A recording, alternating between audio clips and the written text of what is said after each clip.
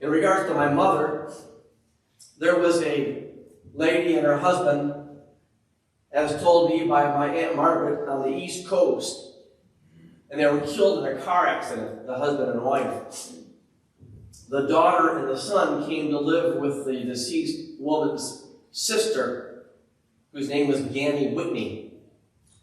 And that's where the young girl and the young boy lived because their parents were killed.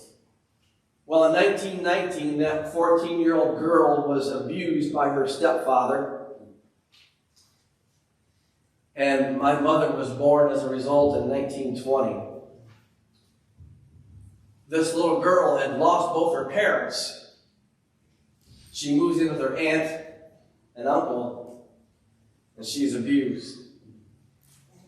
That man ended up in jail.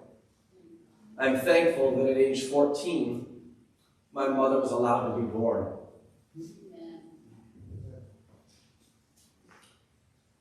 Both mom and dad went to Camden Baptist Church and Camden School.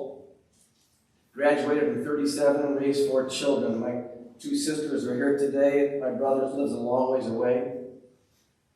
But among my mother's children, grandchildren, great-grandchildren, or children who married into the military, there's been quite a few individuals that have been involved in the United States military, all because my mother was allowed to live. Amen. You see, God can take really bad things and bring good out of them. And I'm thankful for Ganny Whitney, who took care of that little baby that was born and raised her well. By the way, I got my love for chocolate chip cookies through my mom. Good old farm girl, farm wife. So, my mother's coming into this world was not in a good way. A lot of people say, well, abort that kid. But that kid was allowed to live. And my dad was allowed to live. And they were allowed to be married and have 4 children. And I'm thankful that in the providence of God, they were allowed to live.